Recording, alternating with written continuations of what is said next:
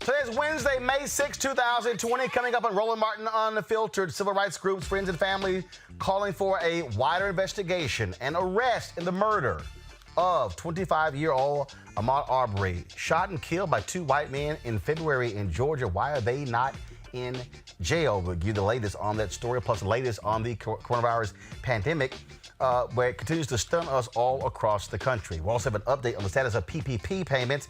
Black businesses, you still have time to file paperwork. Plus, on top of the coronavirus pandemic, we now have murder hornets in the United States. We'll tell you exactly what that's all about.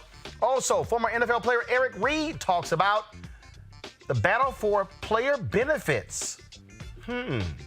He'll join us. Also, today's tech segment, we'll introduce you to the Vyre Network, and comedian Luenell is here with today's comedy break. Folks, it's time to bring the funk. I'm Roland Martin Unfiltered. Let's go. He's got it.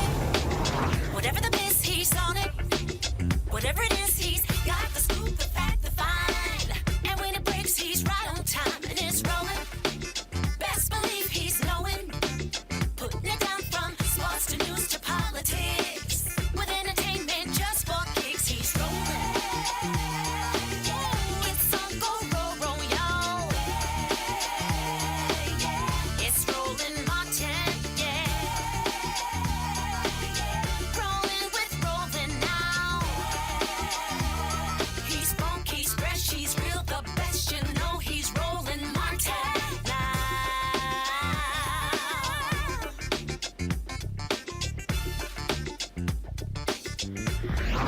Martin.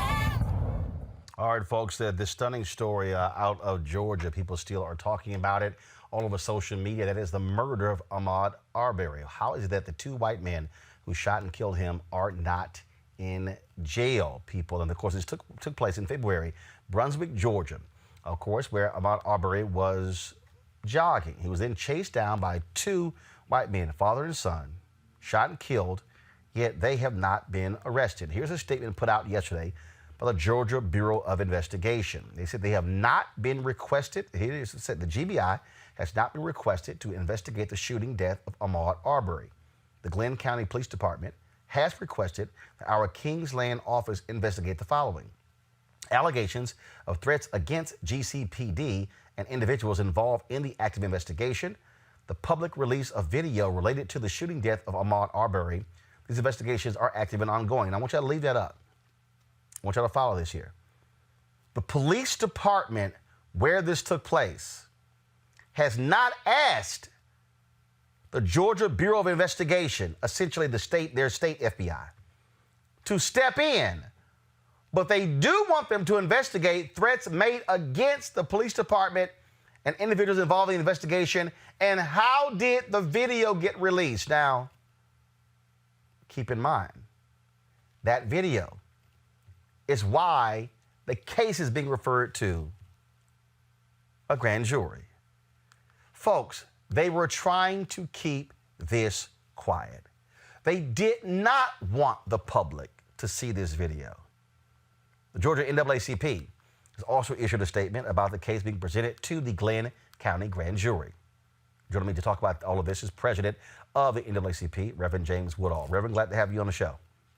Thank you, Roland, for the invitation. I'm glad to be able to speak to this injustice. Speak to how, so the police department doesn't want the GBI involved in the actual murder investigation, but they want them to investigate two other issues as opposed to exactly how did these two men shoot and kill Arbery. That's correct. And the only thing I would add is we did receive an update late last evening that the GBI has officially been requested to, investigate the murder of Ahmaud Arbery. As of yesterday, the governor, as well as the attorney general, has also made comments that they, quote unquote, are very concerned and are putting their resources to ensure that justice is served in this case. So that is as of late last evening.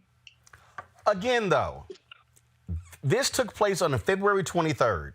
That's right. The New York Times had a story on this a week or two ago.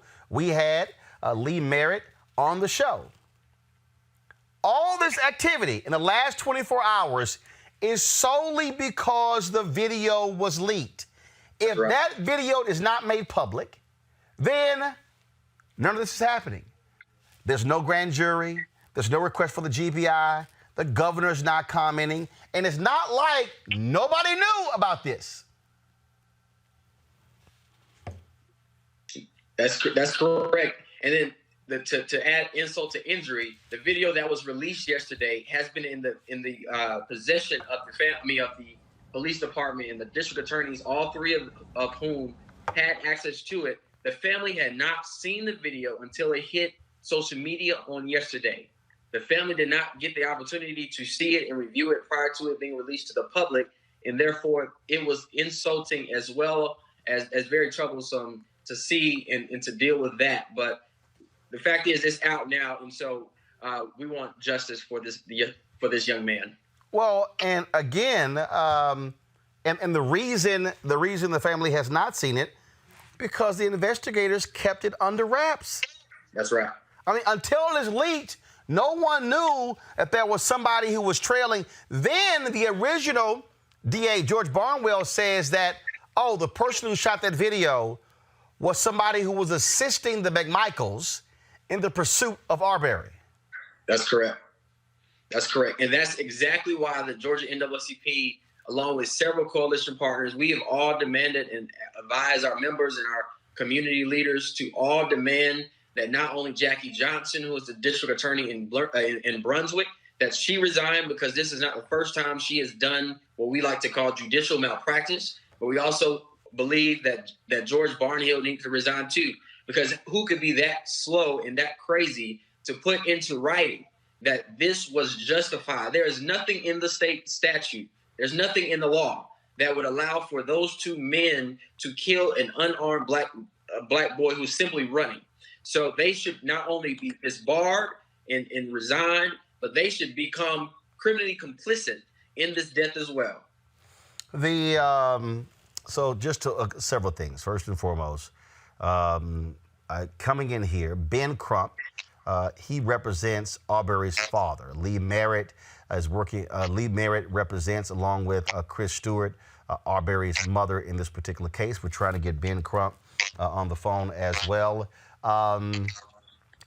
There is no doubt in my mind, there's no doubt in my mind here, that what you have is an attempt by the police, an attempt by these DAs to hope this story was going to go away.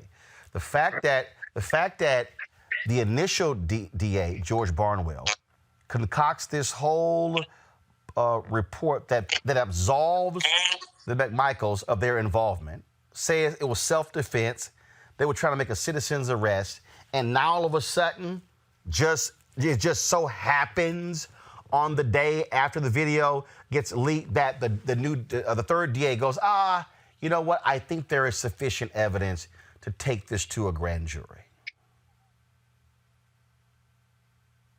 Yeah, it is very traumatic. It's very disappointing, and it's injustice. And we've seen, I mean, you've covered it, time and time again. We've seen it here in Georgia that this continues to happen. 1939, 1839, we've seen these cases, so much of black blood draining our streets. We cannot continue to allow these things to happen. So we need to take up our own community and really just hold the people that need to be held accountable and ensure that justice is served. All right, then. Reverend James Woodall, we surely appreciate it. Thanks a lot. Thank you, sir. Take care. All right, I want to bring in my panel. A. Scott Bolden, former chair, National Bar Association Political Action Committee. Joseph Pignon, Republican strategist and political commentator. Lauren Victoria Burke, NNPA writer. Scott, again, all of a sudden, the DA, I'm going to take this to the grand jury. They have had this video since February 23rd. Yeah, they were going to bury it. The one thing for our viewing audience is to know is that the reason these two people haven't been arrested is because the shooter and his father, the father is a former police officer from New Brunswick or that jurisdiction, and he's a former investigator for the DA's office in Brunswick County or in that area. And so they're going to be given the benefit of the doubt. This really reminds you of Trayvon Martin, if you think about it, Roland, because they called the police, the assailants called the police, and then they got off the phone when she was asking them, what is he doing? He's running. What is he doing?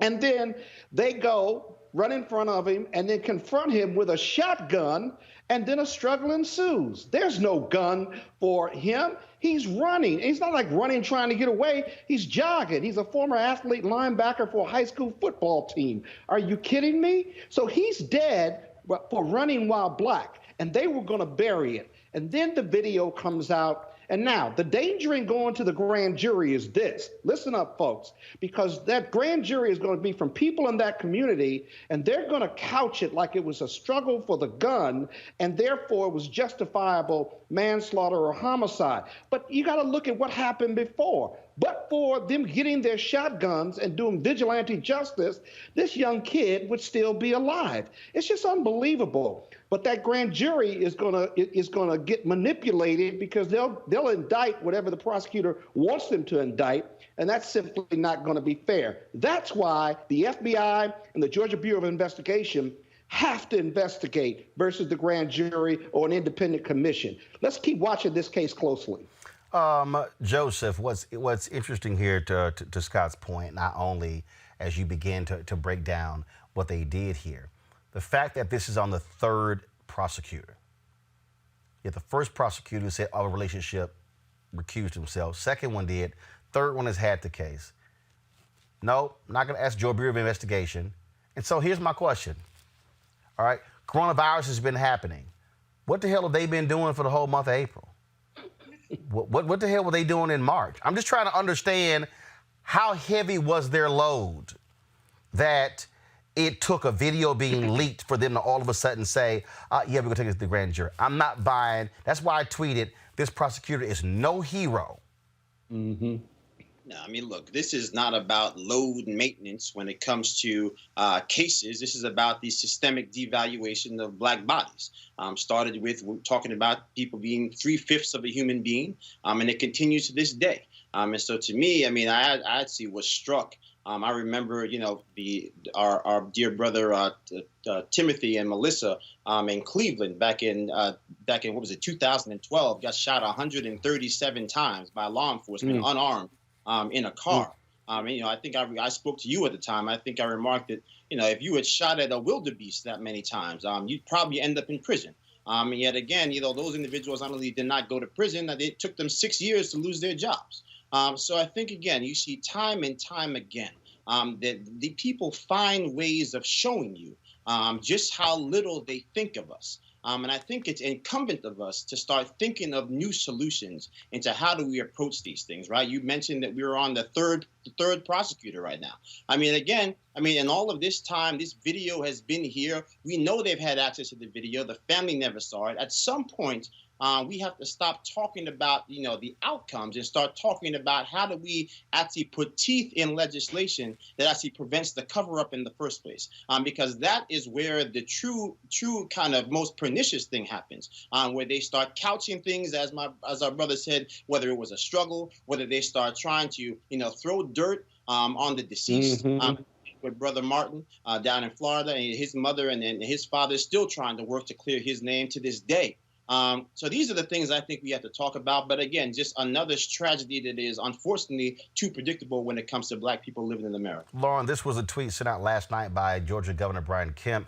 GBI Director Reynolds has offered resources and manpower to DA Durden to ensure a thorough, independent investigation into the death of Ahmaud Arbery. Georgians deserve answers. State law enforcement stands ready to ensure justice is served. Now, again, what you had here was you had the prosecutors there saying, nah, it's all good. We're good. Obviously, the pressure continued on them. So this is now the front page. We'll pull up in a second, front page of the Atlanta Journal-Constitution. Calls for federal investigation into Brunswick shooting grow as GBI opens state probe. And so, again, all of this action is only because of the video. Vice President Joe Biden sent a tweet out saying it is time for a swift, full, and transparent investigation into his murder, and saying he was killed in cold blood. I mean, this is the sort of the nonsense. I'm going to go ahead and play this video because this was the video that was released today by the state director. Today and discuss our agency's involvement. in the Ahmaud Arbery shooting in Glenn County, which occurred in February of this year. As you're probably aware, late yesterday evening, Governor Kemp issued a statement indicating that the GBI was willing to make all of our resources available to assist the local authorities in this investigation. I then reached out to District Attorney Tom Durden, who is the special prosecutor assigned to this case by the Attorney General's office. I offered our assistance in this matter. Mr. Durden and I were able to connect and speak about 9:30 last night, and he quickly accepted our offer and asked us to become involved in the case. Some of you may not realize, but the GBI can only become involved in a matter when asked by the local authorities. After Mr. Durden's request last night, I advised him that we would hit the ground running this morning. We've now assigned this case to 3 of our experienced supervisory level agents. They come from 2 separate regions and a specialized unit which is located in the 3rd region. We've also decided that this case will be ran from headquarters and that will bring to bear every resource and all the experience this agency has in resolving this matter. You know, our goal in every investigation is to seek the truth, and that's exactly what we intend on doing in this matter. I realize that emotions are running high in this community, and they're running high throughout this state. And the last thing anyone wants to do is extend us any patience. But I also realize that this investigation must be done correctly, and therefore I must ask for a little of your patience. I'm confident that we'll do justice in this matter, but I'm just as confident we're going to do it the right way. Usually the right road isn't the quickest or the fastest way, but it's the right way, and that's the road we intend on taking. The governor of this state wants justice done in this case, as does the GBI, and I'm confident that we'll deliver that. Thank you for giving me a few minutes of your time today. Stay safe, and God bless. Thank you. Lauren, this is the problem. Black people got to raise hell just to get due process.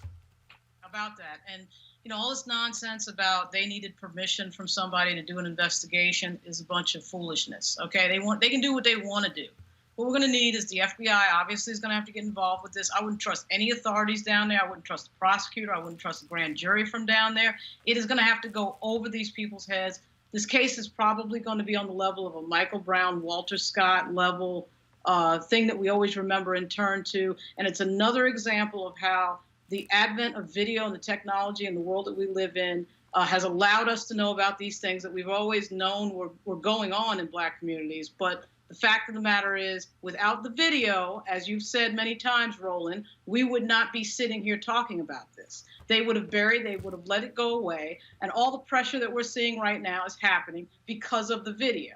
So the idea that they would have been doing this and they need patience and they need time and all this other nonsense, they've known about this since February 23rd. So why should we give them any deference whatsoever in terms of timing? It's completely ridiculous. But I would trust absolutely nothing in terms of what they're saying, what they do in the background, and what happens further. It has to go over this. And if Donald Trump really wants to prove himself, and all his little flunkies that think he's so great really want to prove themselves with the Black community, this would be an opportunity to do that. Well, first of all, they won't. And of course, you've got Alveda King, who's there in Atlanta. Angela Stanton, they're not going to say anything. Let's deal with what took place here. We talk about federal involvement. Scott, oftentimes what we hear is that difficult for the feds to get involved because of just how when it comes to trying to determine if somebody's civil rights statutes are violated. I remember my previous conversations with former Attorney General Eric Holder. In this case, here was somebody who was jogging on a public street. That opens the door, Scott, correct, yes or no, to his civil rights. Oh, it's not just he's on public streets. That jurisdiction gets federal funding too, and you can purposefully and with intentionality violate someone's civil rights by attacking them or doing anything to them that violates the law, whether it's the Fourth Amendment or otherwise, simply because they're Black or they're part of a protected class. So the short answer is yes. Well, you would have to establish that he was being targeted or attacked because he was Black. But in this case, but the part of the other piece is that if you deny somebody their civil rights, meaning the ability to move freely, things along those lines. And so I think for a lot of people say, hey, federal investigation, civil rights violations, but it's a very fine line which holders often talk about that need to be broadened in his estimation. Because how do you show purposefulness, not necessarily a mens rea for criminal conduct, but how do I show that the reason he was targeted was simply to violate his civil rights? It's very difficult because the assailants will argue on the defense side that he was attacked and there was a struggle simply because they believed he was a burglary suspect and he was burglarizing a house being built, even though he had nothing on him and he was running by the house. Even if he ran through the house, the civil vigilantism or the justice vigilantism would never justify that. But you've got to have clear and compelling evidence that his civil rights were violated, and the sole reason for him being attacked was to violate his civil rights because he was black. That can be difficult for the feds. George, Joseph, this DA, George Barnwell, the first one who recused himself, he still, though, laid out the facts of this case, absolving these individuals, the McMichaels of this, stating that they were trying to make a citizen's arrest. This is what the Georgia Code says. Title 17, Criminal Procedure, Chapter 4, Arrest of Persons, Article 4, Arrest by Private Persons. A private person may arrest an offender if the offense is committed in his presence or within his immediate knowledge. If the offense is a felony and the offender is escaping or attempting to escape, a person may arrest him upon reasonable and probable grounds of suspension. So when you look at what that prosecutor did, what he basically gave is he gave actually the defense of these two when he's the prosecutor.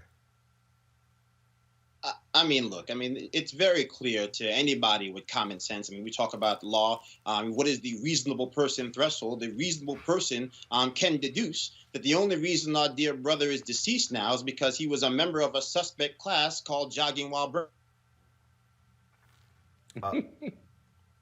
you broke up there, so go ahead. You broke up there, so go ahead and repeat it. Your Skype broke up. Go ahead. No, I'm just saying, really, the only thing that made this brother a member of a quote-unquote suspect class was the color of his skin.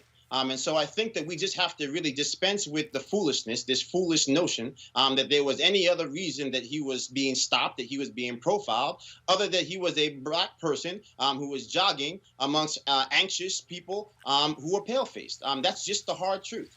So ultimately, the things that we have to focus on right now, how can we get justice for somebody who is not here? How can we actually sit here and continue to watch these images time and time and time again and continue to put our faith in a criminal justice system that repeatedly does not work for black and brown people? I think to your earlier point, it is the time for people who do champion President Trump when it comes to criminal justice to say that criminal. All right, not sure why we keep losing. We keep losing your Skype there. It keeps freezing up there. I want to read this here, Lauren, and this is from the New York Times story. According to a police report, one of the men, Gregory McMichael, said that he saw Mr. Arbery running through his neighborhood and thought that he looked like the suspect in a rash of nearby break-ins. Mr. McMichael, 64, told the authorities that he and his son, Travis McMichael, 34, armed themselves and began chasing him in a truck. Now, Lauren, very basic questions that I would think if you're a police officer or if you're a prosecutor, you would ask.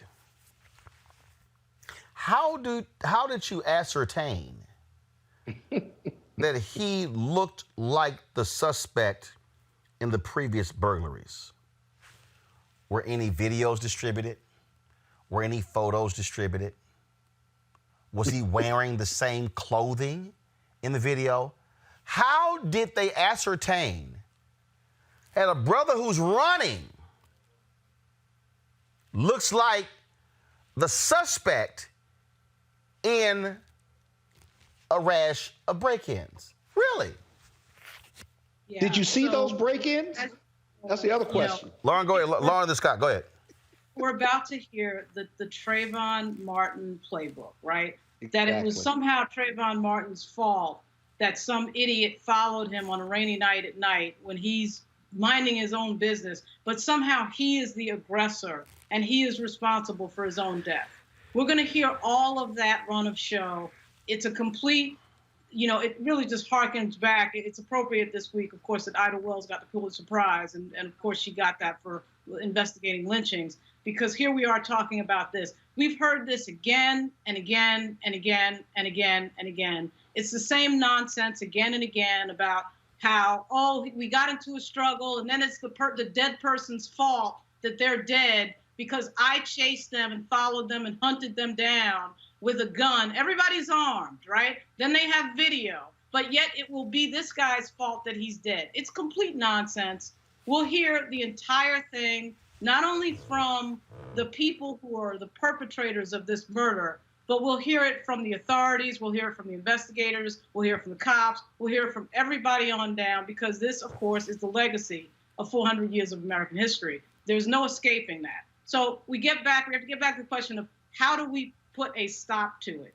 And that comes down to a great deal of political pressure and a great deal of very focused political pressure on specific people who have anything to do with these issues, and the punishment that needs to happen after these things happen. Because we're just watching videos over and over again. We're really watching the same video over and over again, which is really insane, but that's what's going on here. Scott, here's what's very interesting. Barnhill, this is going back to the New York Times piece here. One of the prosecutors who was previously assigned to the case, George E. Barnhill of the Waycross Judicial District, had advised the police that there was insufficient probable cause to arrest Mr. Arbery's pursuers, arguing that they had acted legally under the state citizens arrest and self-defense statutes, according to documents obtained by the New York Times. Scott, this is not a prosecutor saying, you know what, I don't think we can get a conviction. No, this is the prosecutor saying you shouldn't even arrest him. Now, the whole point of this here, even if you first of all, getting arrested doesn't mean you are convicted. These two guys haven't even been arrested. Gregory McMichael and Travis McMichael haven't even been arrested, where a judge has set out bail. There are cases where you can get arrested and then a DA will take it to the grand jury. They may not indict, and then you're fine. They say, you know what, don't even arrest them. Well, as a former prosecutor, as you know, the prosecutor can look at both sides and make that determination. However, they also have the option and the discretion for the police to arrest. Defendants post bail, and then you can take it to a grand jury. But the standard for this civilian arrest is rooted in reasonableness. And if you look at that video and go frame by frame, I do this on this show when these cases come up. I did too.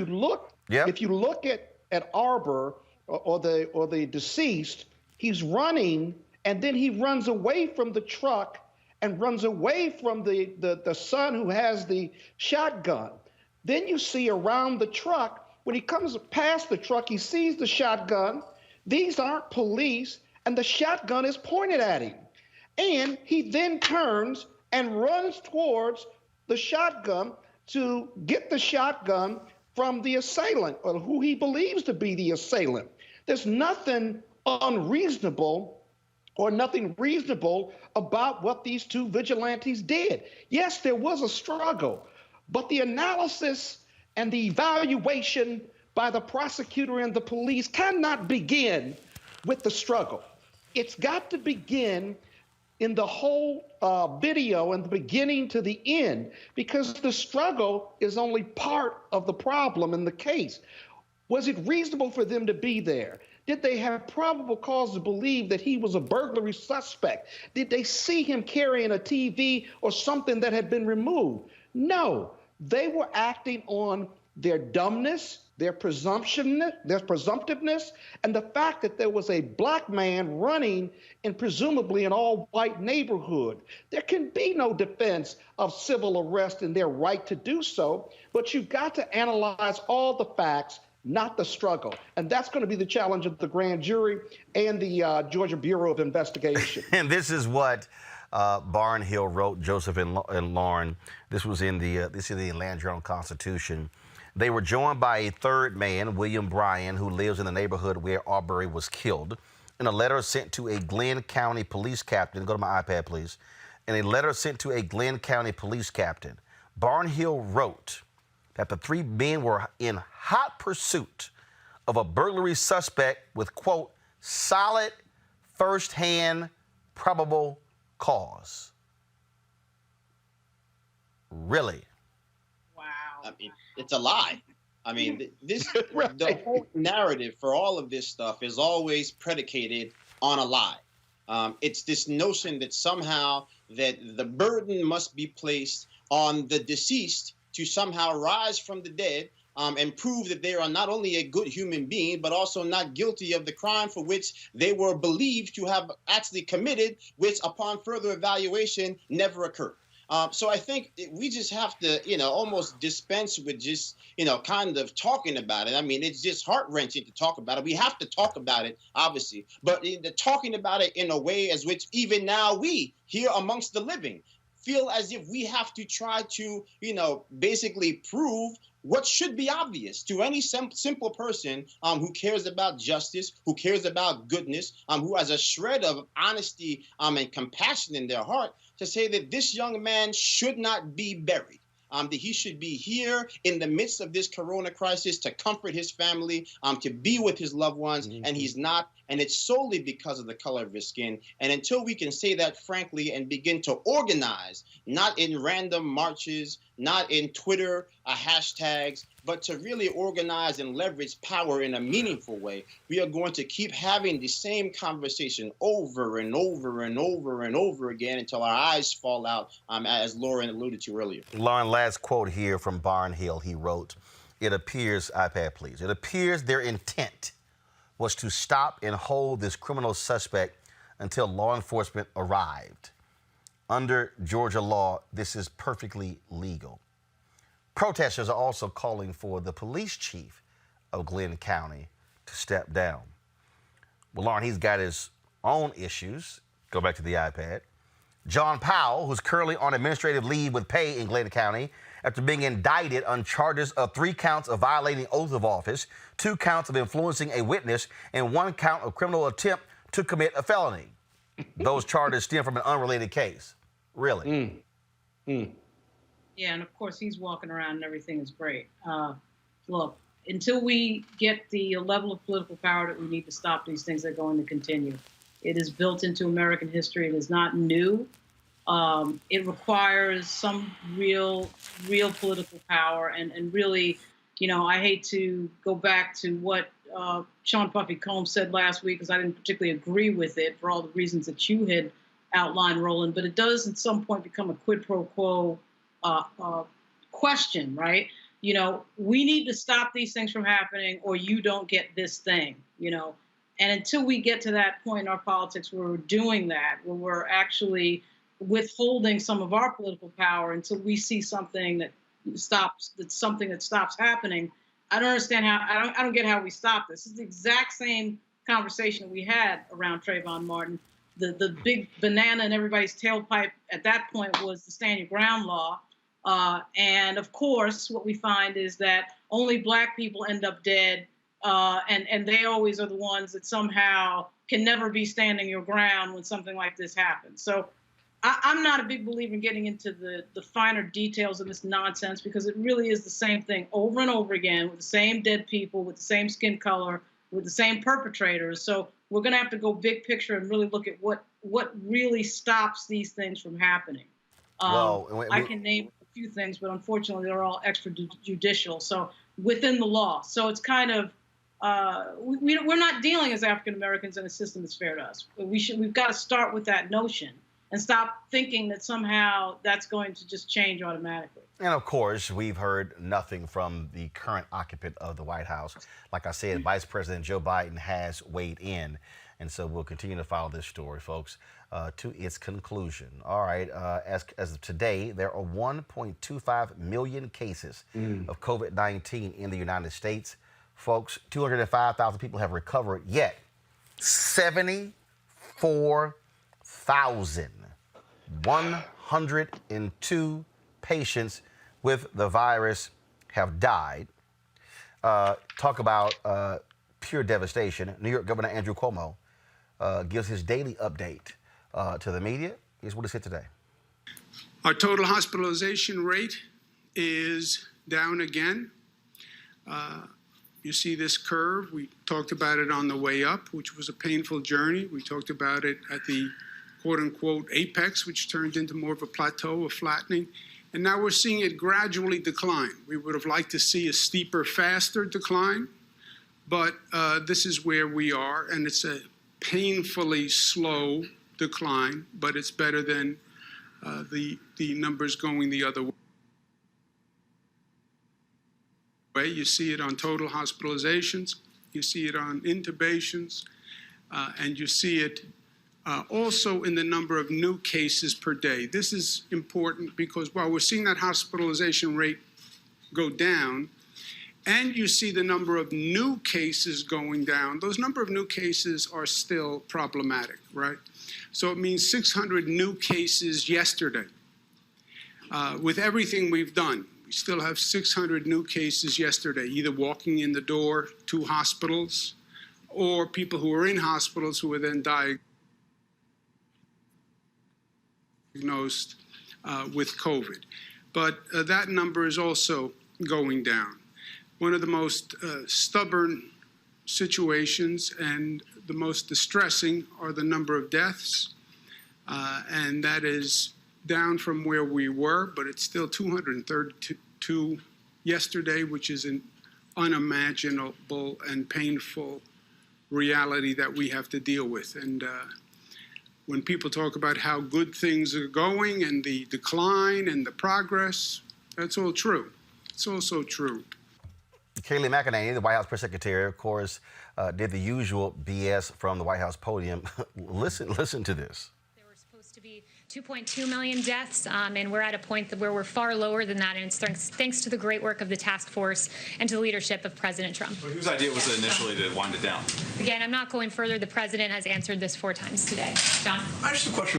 There were supposed to be 2.2. Going to wind down the coronavirus task force. Then, of course, got lots of criticism. And Donald Trump today, oh, no, I didn't realize the task force was so popular. So we're going to keep it going. And then, of course, when McEnany was hit over her previous comments with regards to what she said about coronavirus, then what they usually do in this White House, they want to pivot to the media. Watch this. Kayleigh, in a previous life, before you were press secretary, you worked for the campaign, and you made a comment, I believe, on Fox, in which you said President Trump will not allow the coronavirus to come to this country. Given what has happened since then, obviously, would you like to take that back? Well, first, let me note, I was asked a question on Fox Business about... So, again, this dancing that they're doing with these people, the dancing that they do is quite interesting, okay? How they play these games with words, how they play the world choice. Then, of course, McEnany comes back to her favorite one, how we're leading in testing. Good afternoon, everyone. I'd like to direct your attention to a very encouraging graph regarding test results. It'll be over my shoulder and hopefully on the screen for those of you watching on television. As this chart shows, the United States has to date completed 7.5 million coronavirus tests. It's an extraordinary number. And as you can see, the United States leads the world in testing. This graph is no accident. In fact, this graph is a testament to American innovation, including the work of the Trump administration. For example, the FDA has issued over 70 emergency use authorizations to expand testing capacity. to accelerate the development of therapeutics and vaccines. There are nearly 80 clinical trials ongoing. Oh, 7 million tests, Lauren. And then later she talked about, no, it's silly that we should talk about testing everybody. Right. The death total increased 3,000 overnight. Folks, Right. we're gonna, by Monday, we're gonna exceed 80,000 people dead.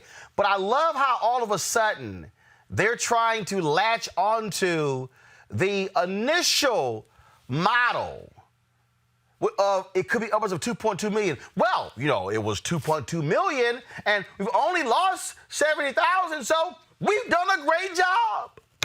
Yeah. Well, let me tell you, my prediction for this entire thing is that in 181 days, Joe Biden will be elected president. This is one of the worst disasters in American history. I mean, I don't need to say it again, but I guess I should just say it because we're in a Trump segment. This president is deeply incompetent. He is obviously very dangerous. This is the guy that 2 weeks ago told everybody to inject Lysol, into themselves. And his level of incompetence is so dangerous and so deadly. It was bound to catch up to us, and it has caught up to us because he could not read an intel report and wanted to talk about vaping. There are 74,000 Americans who are dead that should not be. He could have prepared for this. He didn't. As we know, he closed the office that deals with pandemics that Barack Obama, of course, funded and touted and obviously had operational because he's stupid. And now he's going to ramp things down because he thinks he can PR his way out of this, which you can't because there are 74,000 people who are dead and counting. So now what he's going to try to do is try to pretend this isn't happening and get back into some sort of campaign mode, because that's how stupid he is. That's how morally bankrupt he is. Joseph, Joseph, talk about moving the goalposts. The people at The Daily Show, they really did it best. Watch this. Do it. You would have had 1 million people, 1.5 million people, maybe 2 million people dead. But we're going towards 50 or 60,000 people. It looks like we'll be at about a 60,000 mark. 60. Maybe 65,000. 65,000 people. 70,000. 75, 80 or 90,000 people. 100,000. And I think we're going to beat that. If we could hold that down, as we're saying, to 100,000, so we have between 100 and 200,000, we all together have done a very good job. Wow, Joseph. Great job. I mean, look, I come from the position that two things can be true at the same time. That we can talk about the fact that they were to call it missed opportunities is probably an embarrassment to missed opportunities for us to try to take steps to quell this global pandemic, this global disaster. Like I said, all the talking points are out there that, if the World Health Organization hadn't done this, or, yes, the World Health Organization went from telling us that we could not have person-to-person transmission to us in witnessing probably the worst pandemic in close to 100 years. So, I think overall, I think we're having the right conversation, perhaps the wrong way. We could talk about the fact that maybe the president didn't tell people to inject Lysol, but he should have some level of awareness that as the leader of the free world, in a world where children will, swallow Tide Pods.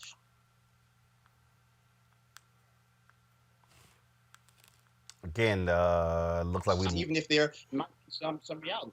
So, I think ultimately, again, we just need to talk about how do we keep people safe. We are crushing the curve a little bit here in New York, but we see spikes in places like New Orleans. We see spikes in places like, places like Washington, D.C. So those are the type of issues that I think we should be talking about right now moving forward. Scott, Trump is a little bit upset at Never Trump Republicans, this Lincoln group who put out this devastating ad playing on the well-known Ronald Reagan ad, Morning in America. Many credit with putting him over the goal line. They have a different morning in America. Watch this. There's morning in America. Today, more than 60,000 Americans have died from a deadly virus Donald Trump ignored. With the economy in shambles, more than 26 million Americans are out of work. The worst economy in decades. Trump bailed out Wall Street, but not Main Street. This afternoon, millions of Americans will apply for unemployment. And with their savings run out, many are giving up hope. Millions worry that a loved one won't survive COVID-19. There's mourning in America. And under the leadership of Donald Trump, our country is weaker and sicker and poorer. And now, Americans are asking, if we have another 4 years like this, will there even be an America? Paid for by the Lincoln Project, which is responsible for the content of this advertising. Well, Scott, that ad ran in one market. Trump lost his mind, was tweeting, cussing them out, dogging them. Sounds like they hit their mark. A hit dog will holler, as my grandmother used to say, and the dog is Trump and he's hollering. But the best line in that, and it's undeniable, that America, what did the ad say? We're weaker, we're poor, and sicker because Donald Trump ignored this deadly disease for 70 days or more. This is undeniable. And you see that the people in line with masks on were black, white, yellow, and brown. And so Donald Trump wants to get the economy going and wants to tout how many tests we have. But he had a hand in, it feels like he had a hand in some of these deaths. It's not fair to give him, to blame him for all of it. The disease is deadly. But how many lives would be saved? How much safer would we be had he read the reports in the White House in January, in December? The testing and that chart that Kaylee put up, that's completely misleading. That's what you've done after the fact. Once the disease has dominated American lives and taken American lives in more than in the Vietnam, and that we have 1.2 million infections because we didn't act swiftly, that we ignored it for 70 days. You've got to look at the full story in evaluating this White House, and they get an F, not for their response, but they get an F for not responding for 70 days. One of the issues that we're still talking about, of course, is PPP. That is the loan program for small businesses. On Monday, we talked about what this means for African Americans. That is critically important because many small businesses out there are suffering as a result of the coronavirus pandemic. Returning back as Kenneth Kelly, Chair, National Bankers Association. Kenneth, we had you on a couple of days ago. What has been the response from black businesses since we last talked on Monday to today? Roland, thanks for having us again. The response is increasing. It's not increasing fast enough. And so your messaging is getting the word out there. We knew we had an awareness problem of this, Roland, and the intent is to be sure that people know about this and they can apply for it. There was a call today that you guys had with Treasury Secretary Steve Mnuchin. What was discussed there? Yeah, we talked about some of the mechanics of trying to ensure that it expands. And let me give a disclaimer. He was not able to make that call because of some things going on, but his chief of staff was on that call. Also, Ivanka Trump was on that call. So we had, I'll say, high levels of government involved in the discussion. And we talked about some real particular things that hopefully can help elongate the potential of individuals being able to apply for this process. What we do know is that the burn rate and the amount is slowing down. So that doesn't mean everyone has a lot of time to participate, but it just suggests that there may be longer than originally expected. So we need businesses, in particular sole proprietors and 1099 individuals, to go ahead and be prepared to apply for this program. And as we said on Monday, you might have a banking relationship with a particular bank, but you can apply for this program with other banks, with other community financial institutions. Yes, that's correct, and that still stands true. I think we had given out actually our email address, which is pppl@firstindependence.com, as one option. But we would encourage you, whether it's through your existing bank or another bank, that you fully engage. If you are a business owner, you have the option to engage and participate in this process. All right. So again, folks, if you go to nationalbankers.org, give a list of those black banks or banks for people of color there on the website. What else do you want businesses out there to know? Just to know that we need to be fully engaged. You know, we are going through a very slow period in this economy, as you know, Roland, and we need individuals, in particular in the minority communities, who sometimes get left behind, to fully engage. If you don't know the answer, ask someone. Feel free to make yourself vulnerable and participate in this process is the word that I would encourage everyone to do, Roland. Oh. And by the way, I spoke with John Rogers prior to this call. He told me to tell you hello. All right, Coach John Rogers, Aero Management there in Chicago. Great guy. Kenneth Kelly, Chair, National Bankers Association. We appreciate it. Thanks a lot. Thank you so much, Roland. Take care. All right. Again, folks, the website is nationalbankers.org. At the end of the day, if you don't apply, you sure as hell can't get any money. And so we need all of our black businesses to apply, because we have to make sure they stay afloat. Look, you got 2.6 million black-owned businesses in America. 2.5 million only have one employee. And so we understand how difficult it is. And so we need for folks to be able to file that paperwork. Don't assume you're going to get a rejection. And look, file through several banks. Whichever one calls and says we processed it, that's who the hell you go with. That's what we did. Okay? So we did that. And so just like, look, we are a black-owned business, and we did the exact same thing as many of you did not just sit and wait. And so we want more of our businesses to do that, to file that particular paperwork. Real quick, I want to talk a little politics here.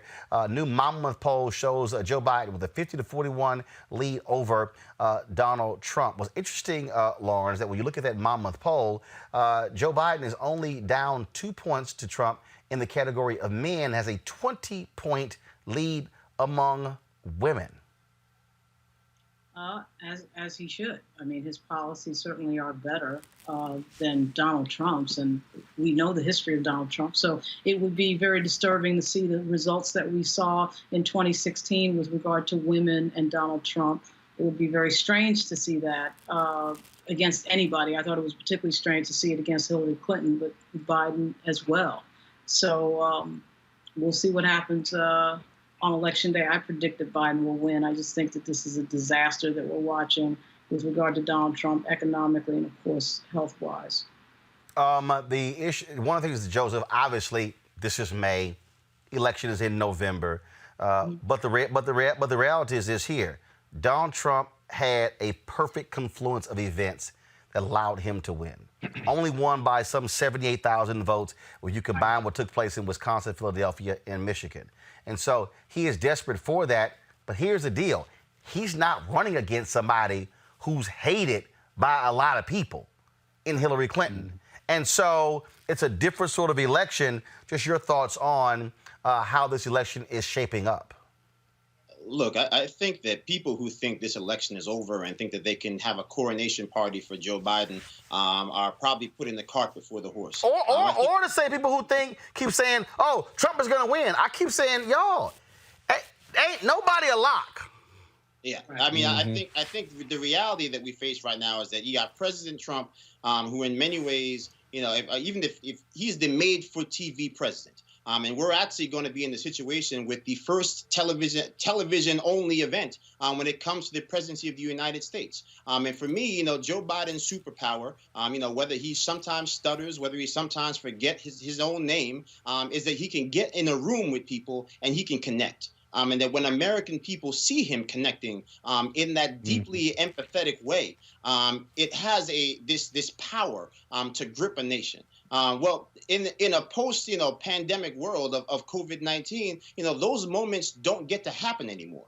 You don't get to have that moment where Bill Clinton walks towards a lady in the audience who's talking about the national debt. But really, she's talking about her own personal issues with debt and with poverty. Those moments that define presidential campaigns may not exist in this 2020 election. And so really, if you talk about the confluence that helped make President Trump in 2016, in a very strange and bizarre way, you know, the tea leaves could actually be favoring him again in an election where Joe Biden, really all he had to do was stay standing up and talking to people. He might not actually even be able to do either of those things because of the nature of this pernicious disease. Well, don't forget, I mean, Joseph, I get your point, but ain't like Trump is young. I mean, Joe Biden's got 77. Trump, what, 73? I mean, look, I just. So I mean, at the end of the day, coronavirus, but both of them are in the danger category.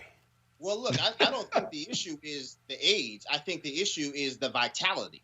I think whether you hate President Trump or whether you love him, the one thing I don't think you can say is that he's lacking of energy. Oh, yes, we can. Well, but here's the other deal. It's easy to have lots of energy when all your ass do is watch TV for most of the day. Hold on. I mean, look, here's the issue. We're talking about real life, and then we're talking about political life. No, I'm talking about real life. Donald Trump is a lazy bitch. No, that's not what we're talking about, though. We're talking about how people win elections. And the reality is that you have somebody like Joe Biden, who honestly, I think we're actually watching him in decline. You can't sit there and honestly say that the Joe Biden that announced his candidacy for president has the same vitality of the Joe Biden that we're looking at today. Have you heard? All of the shortcomings. I think we're talking about two different things. You can talk about all of the obvious Lauren, hold on. Joseph, Scott, then Lauren, go. Yeah, I mean, you can talk about all of the obvious shortcomings about President Trump. We knew them before he got elected president. They've been on full display, most assuredly, during this pandemic. But that has nothing to do with the fact that if you talk about the reasons why people voted for him, the cult of personality, that is very much still there. And I think, again, my point is that the things that people decide elections on, how they feel about somebody, did they have those moments along the trail that galvanized them? I think that the things that Joe Biden does best, he will be robbed of that because of the fact that we're in this situation where you can't have the rallies, you can't have the town halls with the audience members, you can't have those interactions with him in the crowd, talking about Bo, talking about the things that make Joe Biden the Joe that everybody loves. Actually, Scott, that does favor Biden because you can run a far more scripted campaign. What the criticism of Biden has been are the unscripted moments. Yeah, I agree with you. I understand what Joe is saying, but I think you can get to that through TV and the internet. Here's the problem the Republicans will have, and they can have $1 billion, is that every day Donald Trump is showing why he shouldn't be reelected, first of all, whether it's the pandemic or the economy and what have you. The other thing is he can't grow past his 40%. The independents and the moderate Republicans are looking for an alternative. Hillary was not that alternative in 2016. Joe Biden is a reasonable alternative. But black folks are going to come out and vote for Joe Biden. And because Joe Biden connects and he shows empathy across the board. The other thing about that Monmouth poll that you have not talked about is that it shows that he's got a 20% lead on women and that these sexual allegations, whatever you think about them out there against Joe Biden, the one young woman, or maybe it's two now, compared to the 20 against Trump, the Republicans can't drive that narrative because your eyes glaze over.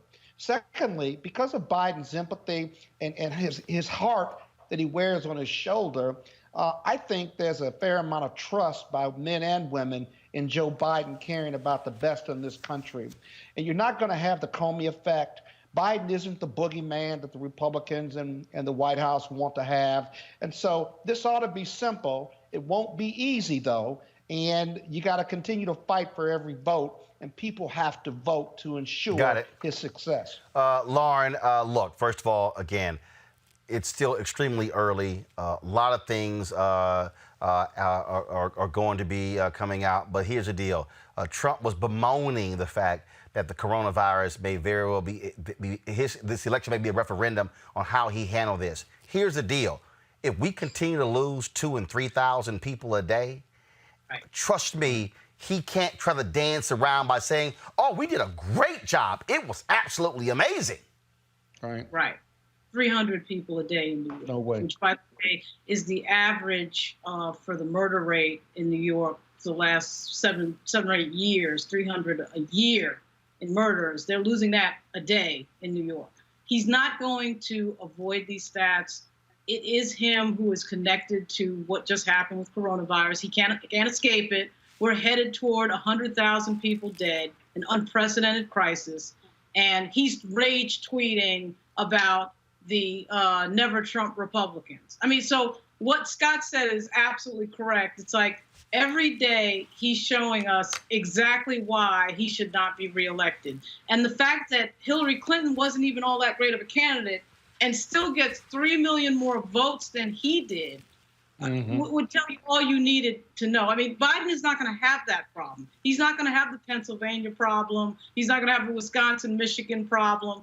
All he has to do, really, in my view, is stay upright. And not only do I think the presidency is going to be won by the Democrats, but I think they're going to get the Senate, because there's 3 seats that are looking shakier and shakier. And when you got your top of the ticket being an idiot on a daily basis and reminding everybody why they shouldn't be elected, that typically filters down into places like Colorado and Maine, and I just think, and probably North Carolina, and I think they're going to lose the Senate over it, because this isn't going to change anytime soon. Democrats pick up 4 seats. They take over control of the United States Senate. We'll certainly see what happens. All right, folks, you've seen this story. A roughly 2-inch-long insect known as the murder hornet has made its way to the United States for the first time ever. As if we don't have enough to worry about. Just the nickname of the Asian giant hornet is enough to make you panic. Well, exactly what should we do? Entomologist Dr. Samuel Ramsey joins us right now. All right, Doc, should we be worried about this damn murder bug? Well, that actually depends on who you are and what you like to do for a living. Okay. So everyday human beings probably don't need to be worried about what we're calling the murder hornets. And it's the Asian giant hornet, but now that they've gotten this publicity around the name murder hornet, it's all that anyone can talk about. They're typically found out in forested areas. And so if you happen to be a hiker who enjoys hiking in forested regions, there might be something for you to talk about there. And if you're a beekeeper, so beekeepers have would have some concerns if these hornets make it to their area of the country. Nah, Doc, I ain't keeping no damn bees. Well, so I'm a golfer. You might want to think about it. I'm a golfer. I'm outdoors. So is that an issue? Is that an issue? So first of all, the first thing that needs to be said about this is that we have only found the murder hornets in 1 state in the United States and only a few colonies. Where was that? So Where was that? At Washington State. Oh, so it's an invasive species. Hold on, don't worry about it. Not many black people there. I'm sorry, go ahead. I'm messing with you. Go ahead. It's an invasive species. And so since it's from Asia, right now we are watching the spread of this organism. We're hoping that we'll be able to slow the spread of this creature. And what a lot of people have been asking me is, well, what exactly would speed up the spread? What would make it spread more? And it's if people move things around this is an organism that sometimes nests in potting material, in mulch, in siding, in things around houses, in forested areas and in ornamental plants. And if those sorts of things are around, they can be a problem. But that's not going to happen very much in the COVID-19 era, because right now we're supposed to be indoors. How do we kill it? How do we kill it? So right now, a lot of individuals who are trying to get rid of these creatures are killing them with pesticides. There are targeted pesticides that can kill wasps, hornets.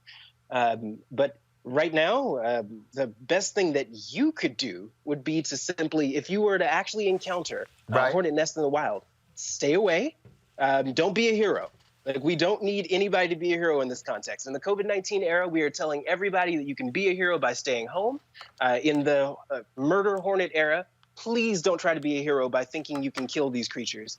Their nests can have hundreds of hornets in them. Their stings can be very painful, can cause necrosis, multiple organ failure if you get enough stings. We do not have time for anybody to be trying to play games with these creatures. But as I've stated before, they are currently only in Washington State. And we hope that we'll be able to contain the spread of these organisms and at least slow it down so that they won't be found in most states in the U.S. Well, I'm going to tell you right now, I ain't doing no damn camping. I ain't doing hiking. So all that's I'm just letting you know. So, Roland,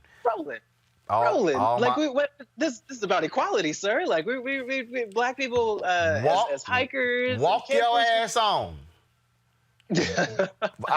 Walk your ass on. Go. Look, my wife like hiking. You know what I tell her? Enjoy yourself.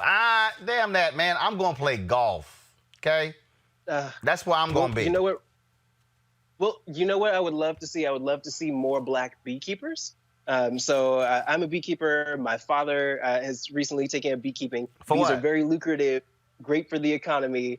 And so we would love to see more black beekeepers, but I don't think the whole murder hornet situation is going to help much with that. No, hell no.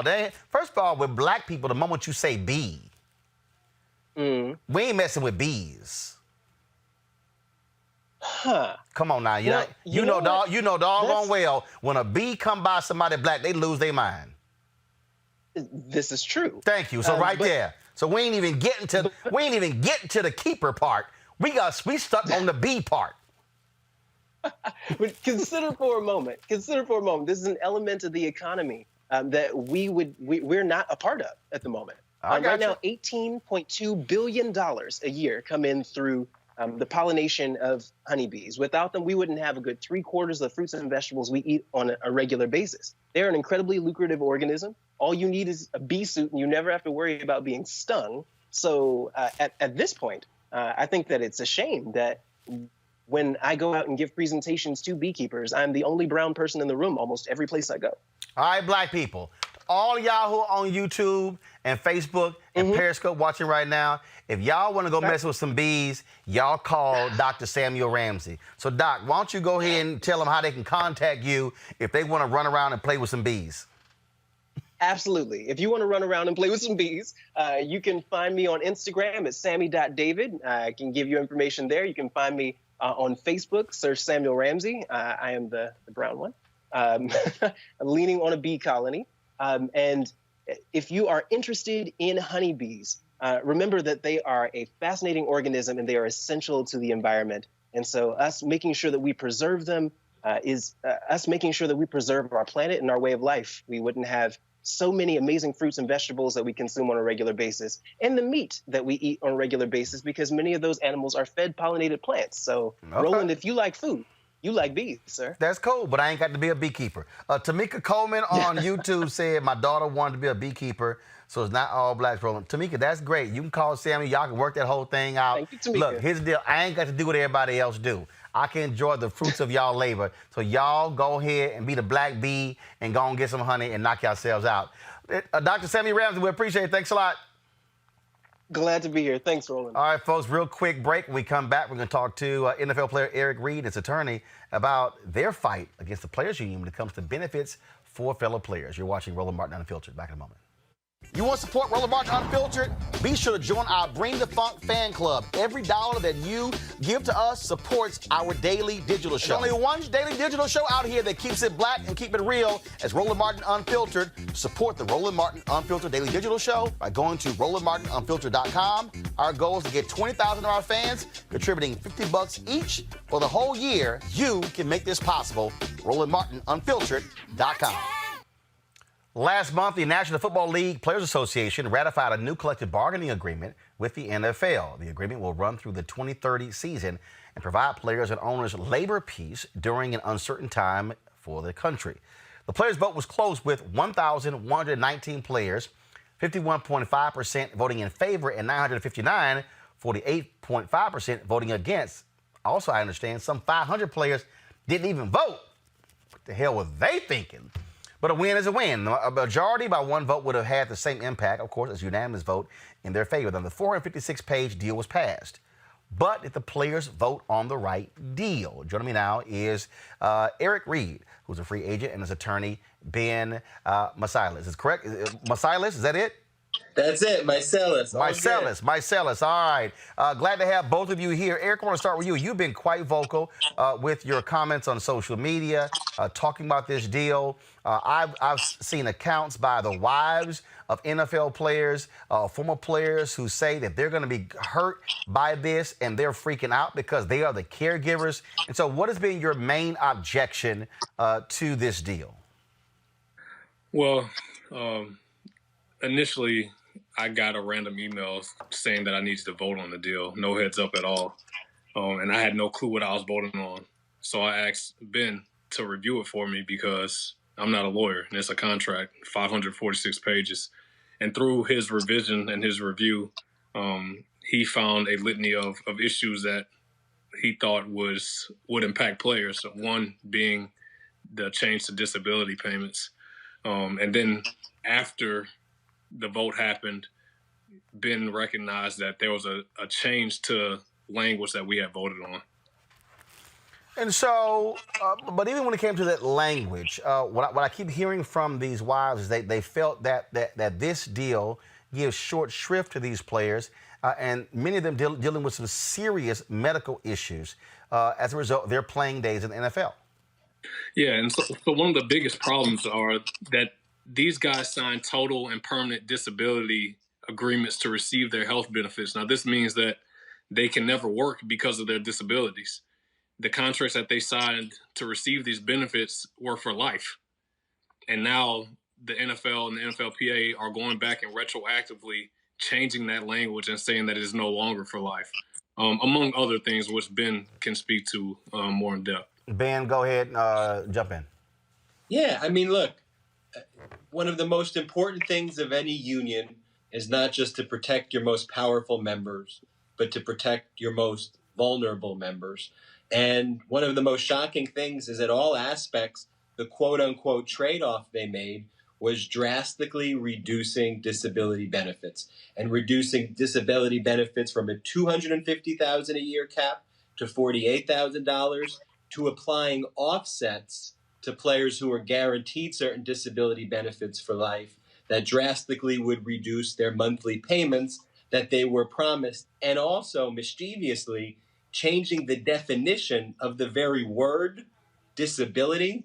Normally, it was based on what the Social Security Department claimed. If you were disabled by the government, that was good enough for the NFL and the NFLPA. Now, the criteria is going to be made by the disability plan, whether or not you're disabled. And we've heard from players, people who can't even walk down the block when you didn't have the Social Security qualifier would be claimed to be perfectly fine and not disabled. So the Social Security qualifier was critical.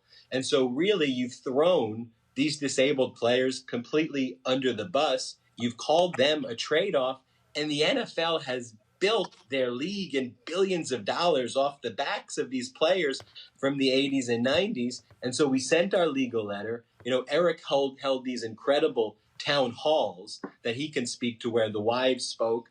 And fortunately, the NFLPA has recognized this week, they said, we will be reevaluating the situation because I think they've recognized they've made a mistake, and that's because of the great advocacy of Eric Reid. So where do we stand now? So we say it was ratified, but they also said that, yeah, that was an alteration. Eric, you said revote, correct? Yeah, look, I followed the advice of my lawyer, Ben. And it doesn't take, I'm not a lawyer, but it seems disingenuous for there to be a vote to take place and then for the language that we voted on to be altered after the fact. It doesn't seem right. It doesn't seem legal. And according to Ben, it's not legal. So something needs to be done about it, whether we revote or nullify the CBA. Something has to be done here. Ben, is it going to happen? Is it a long shot? You know, the good news is, as I've said, it's a step in the right direction. Initially, reflexively, the NFLPA and NFL, criticized Eric, but kind of once again, Eric is right, and they recognize that they've made the mistake. So as I said, it's a step in the right direction that the president of the PA said we will be reviewing and reevaluating the decisions we've made with disabled players. That came out as recent as early this week. But as I've, said in interviews, those are just words. And we've heard idle words from the union over and over again. And I've made it very clear, we will be bringing a legal action if those are just words. If they want to do the right thing, they want to help permanently disabled players, they want to restore the benefits that these retired disabled players were promised, I'm not going to file an unnecessary legal action. But if it's just idle words and a PR stunt, and they say, hey, we're going to reevaluate and do nothing, of course, we're going to sue them. I don't think it's a long shot. Hey, when you change a contract and you change a comma or a period in contracts in the law that I do, you have to flag that and say, hey, I'm making an alteration. When you make a change that reduces disability benefits for 400 players and you claim that to be non-substantive, I've never heard of that before in my life, yet alone where the impact is so substantial, which is precisely what they did. So is it a long shot? No, I think it's logical. I think it's legal. And I think that's why the PA has recognized it. And I think we all have to thank Eric Reid for bringing this to the attention and bringing it to the forefront again. Questions for my panel here. First, I want to go to Scott Bolden. Scott? Hey, you all. Scott Bolden here. Hey, Ben, you and I both know edits or corrections for typos happen all the time in contractual negotiations when there's a final product. but this is a really huge and important issue because there are more offsets for players who filed before 2015 than after 2015. And so it ought to be pretty simple and direct to show that there was substantive changes. The real question is, do you go to the NLRB that historically will take forever to change this, or do you just go to federal court and seek a temporary restraining order or a permanent injunction? That's it's not only a good question, it's a great question. And frankly, it's a debate that you have, right? You'd love for the NLRB to do the right thing here, but I'm with you that, it would take forever. Here's what we know. By 2021, the impact, the thing takes effect, the changes take effect. So it would not necessarily be a preliminary emergency injunction, especially given court closures, given COVID, but it would certainly be injunctive relief.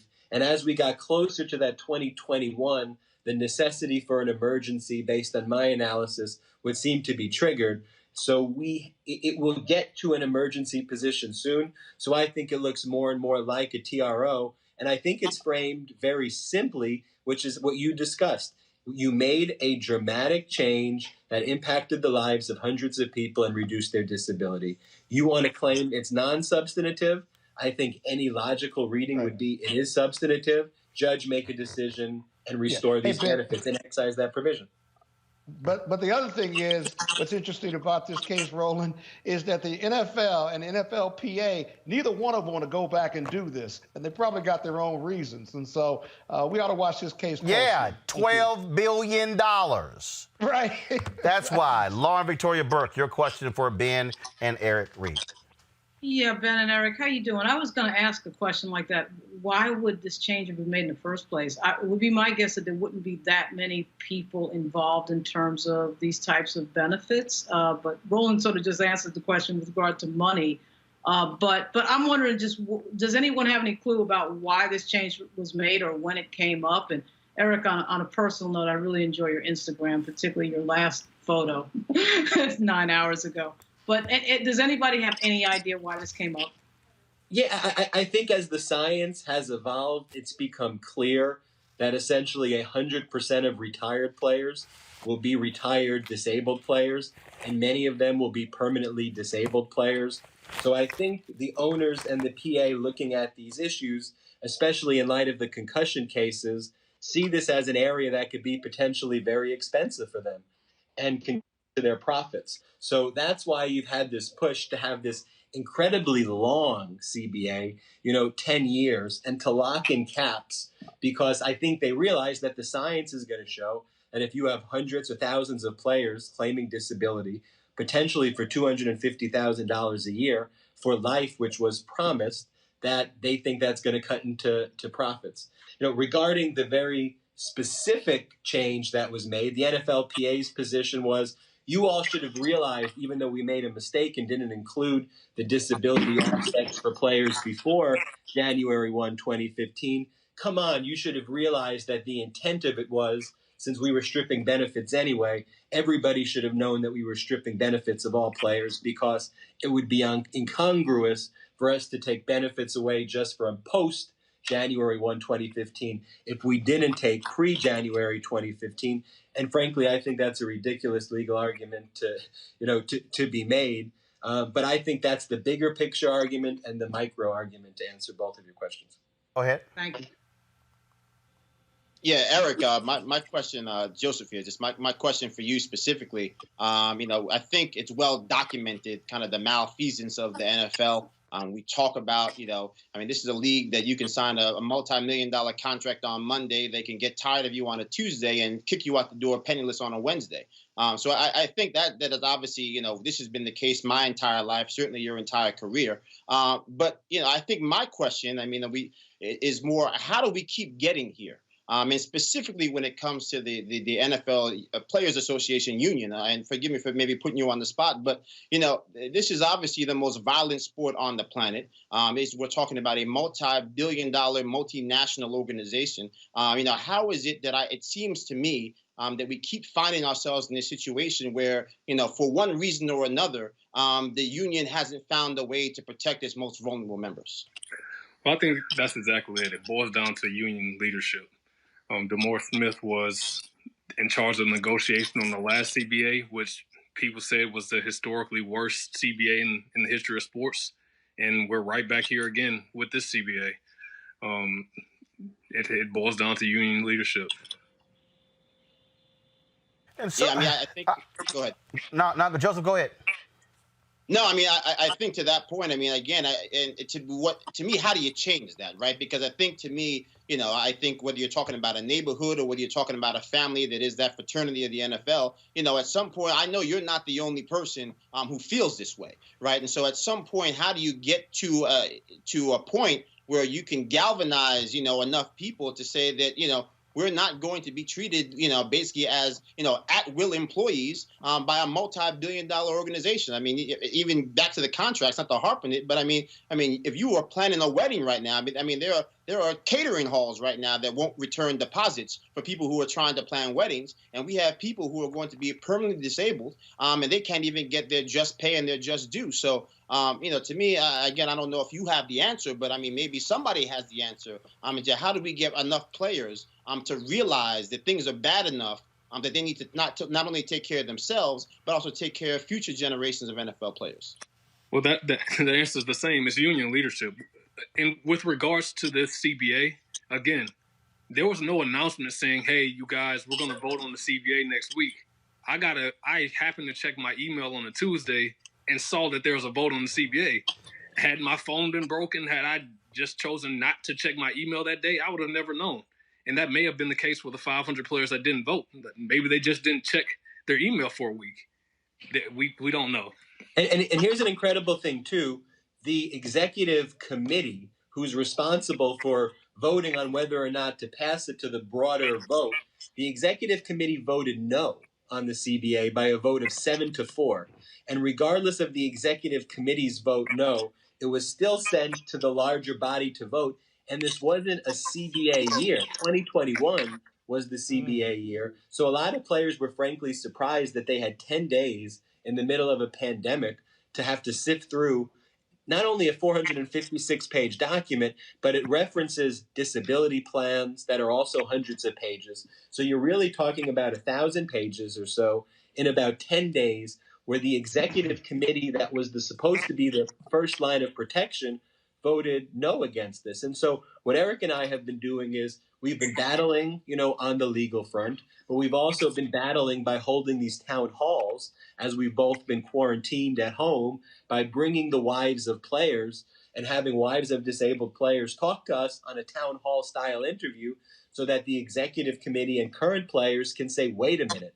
And their wives can say, wait a minute, that's going to be me one day, and that's real life. And if I'm not going to be covered, that I should look out for myself in addition to these players. So it's a multifaceted approach that we have, but ultimately it is to protect the most vulnerable players in the sport who are disabled. And that's the most important thing to harp on over and over again. And that's who we want to protect. And time again, Eric Reid, who's on your program right now, has been proven right for standing on the right side of history. And he's going to be proven yet again to be doing that here. Eric, with your constant focus on this, whether we talk about on social media, raising these questions, bringing Ben in, have you heard from players who did vote yes, who said, dude, if I knew all of this stuff, there's no way I would have voted yes? So I've heard for one player in particular, Lorenzo Alexander, who sits on that executive committee, who voted. Well, actually, I don't know what he voted, but he's on the committee that voted no. He acknowledged that this was a mistake. He said that in an interview. But I've heard more so from players who are going to be affected by this. Former teammates of mine, one who suffered a neck injury and is disabled, he didn't even know about this. Like he had no idea until I called him. And so who actually voted? First of all, before you finish that, who voted? Was it current players? That's the only ones who could vote? Yes, you're correct. So current players are the only one with a voting power. The disabled players who are affected by this had no vote, had no say in it. Wow. That's but I would think that, again, to your point, and it is quite interesting that email goes out, and you only have 10 days to vote. Yeah, that's how it happened. Ben, you said it was supposed to be in 2021. Why was it 2020? It's a good question. And the Lorenzo Alexander, he was asked that question in an interview, and he said the owners presented him, because whenever the owners give you an offer, you should listen because it's probably going to be a good offer.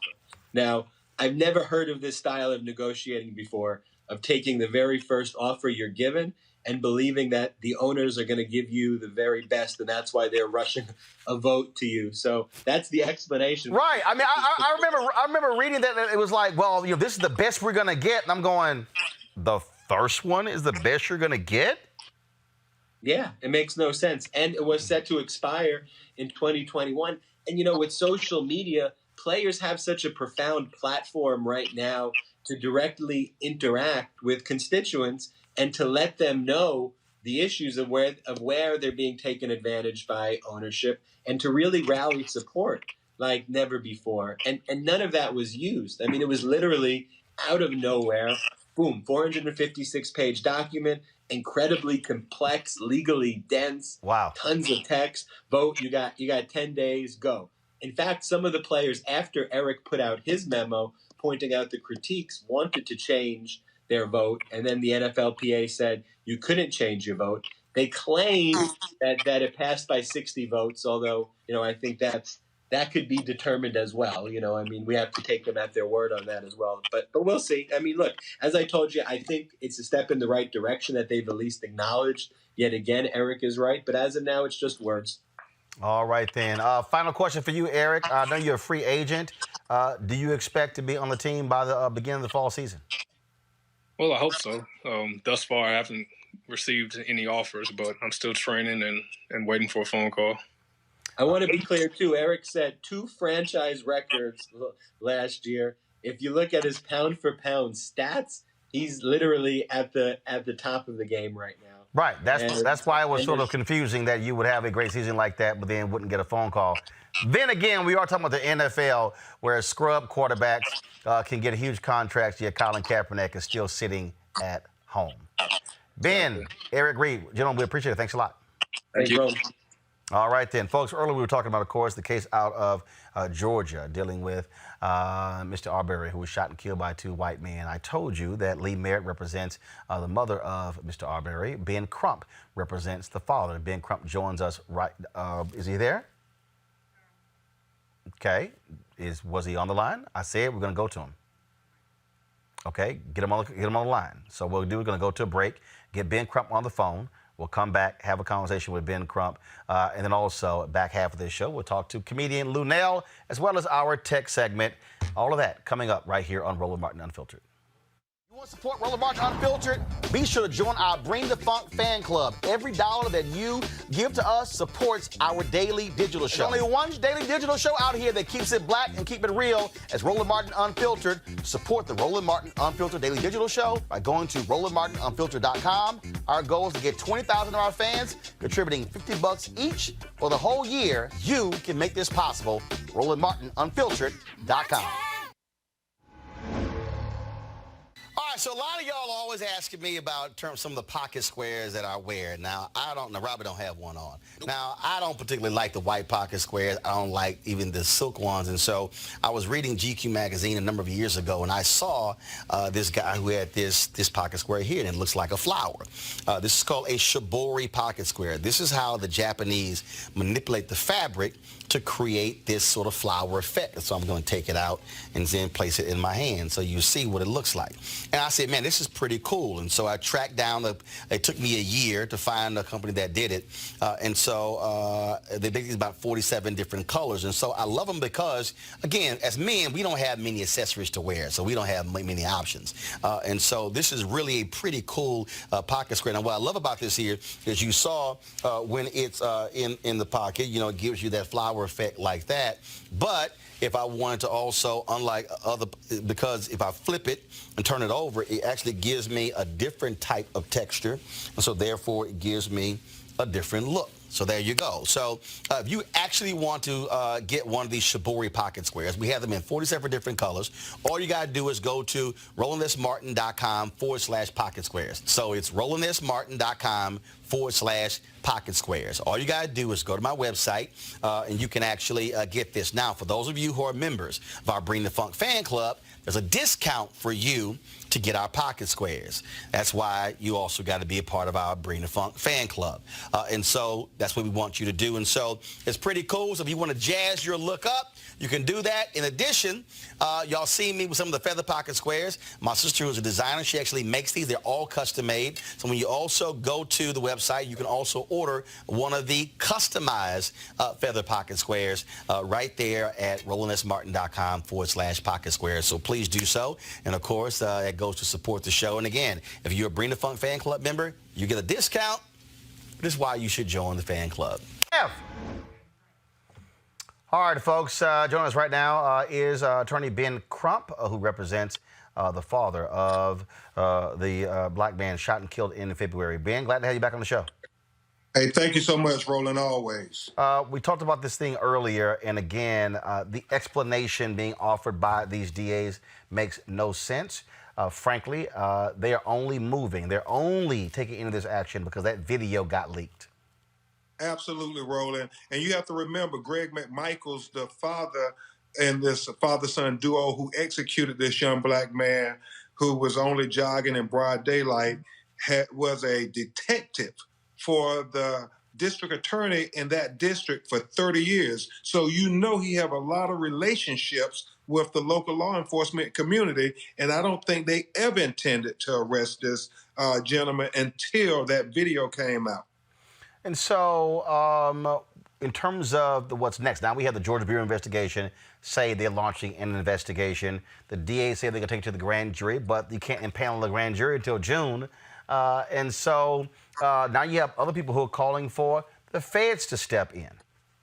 Absolutely. And Roland, we reject that excuse that they can't arrest anybody until June 12th. You know, when you think about what they consider essential services in Georgia, like tattoo parlors, alcohol bars, and bowling alleys, why isn't it essential that we get justice for the execution of an unarmed young black man who was simply jogging in his T-shirt and shorts, no burglary weapons, no burglary mask, any of that crap? Why can't we get justice for him? And there is enough probable cause in that video that we see with our own eyes to make an arrest. Black people are arrested all over Georgia with far little than that video. Questions from my panel. First, Scott Bolden. Hey, Ben. Scott Bolden here. Hope you're safe and sound. Glad you're on the case. Let me ask you this.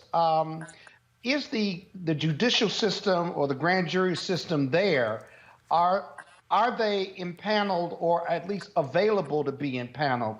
Because you're right, Georgia is one of those states that's open and trying to be open. And here in D.C., you know, you have speedy trial requirements, you have grand jury requirements. The justice system can move when it wants to move. Would a panel be available? Could the justice system or the prosecutors move quickly to do that before June 12th? Scott, it's always good to hear you and your legal acumen.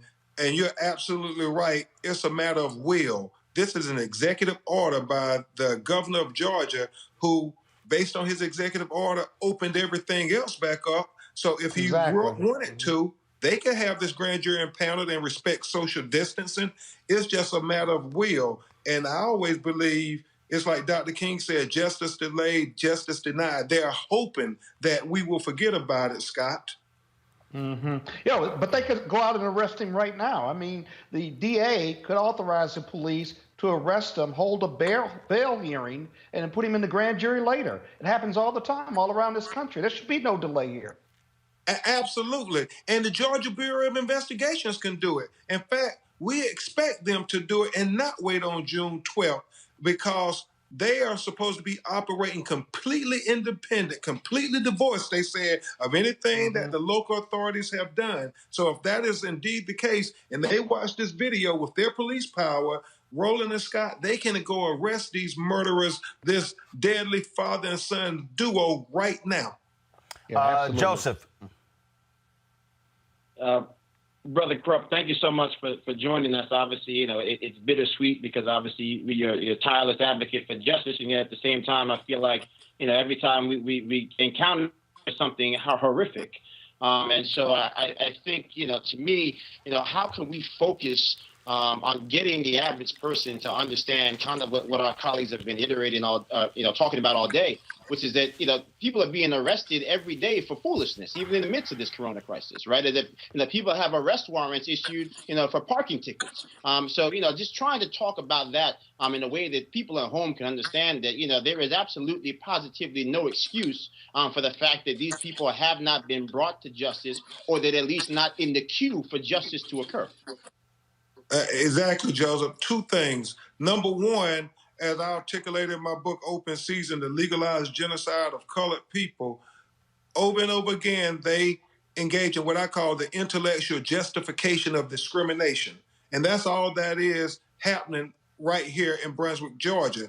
Because as Marcus Arbery, Ahmaud's father, said, if the shoe was on the other foot and it was him and Ahmaud in a pickup truck with a shotgun and a .357 Magnum chasing a young white man jogging in the neighborhood, and they kill him, they would have been arrested that day. There is nothing that can convince him that they would not have been arrested. And so Mr. Marcus says it's just not fair that Greg McMichaels gets to enjoy his son in his presence, while on Friday, which would have been Ahmaud's 26th birthday, he can't enjoy the presence of his son on this earth. So it's just disingenuous what they're saying, why they can't go make an arrest. Hopefully our people won't keep falling for the banana in the tailpipe.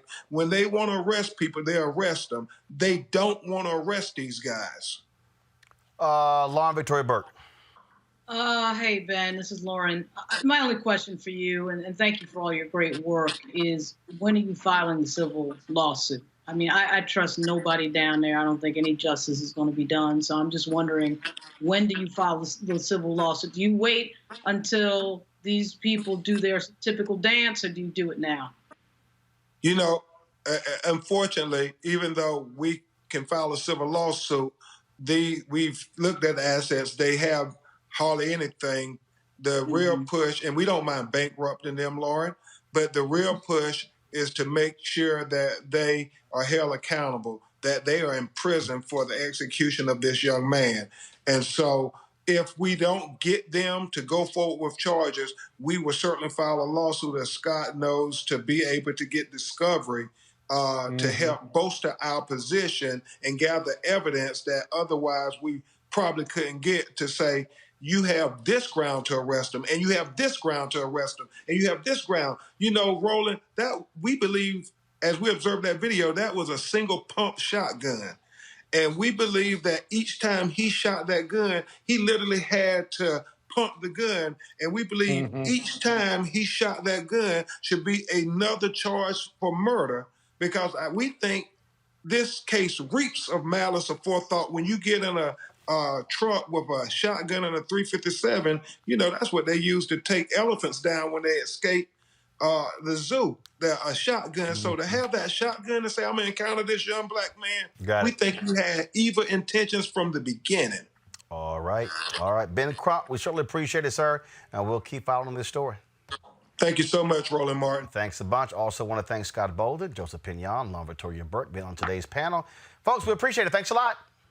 Thank you. All right. Thank you, Roland. All right, folks. Every week we feature a tech segment on the show designed to keep you up to date on the newest, most cutting-edge technology being developed by African Americans. Today, we're looking at Vyre Network with its president, Lamar Say. Lamar, how you doing? I'm good. I'm good. How you doing, sir? Doing good. great. Thank you for pronouncing the name right, too. So, first off, explain to folks, what exactly is Vyre Network? What is it? Vyre is a distribution outlet similar to a Hulu or Netflix, where we distribute everything from shorts and features to documentaries, TV shows. We also do live stream events, concerts, and things like that, and also music videos. So we're in over 107 countries right now. We're available on all major outlets from Roku to Apple TV to Android, iPhone, and so on. And so when you talk about the content, what type of content we're talking about, and you talk about like Netflix, but is this a monthly cost or is it free and open? No monthly cost. It's free. Everything is free. So we're ad-based.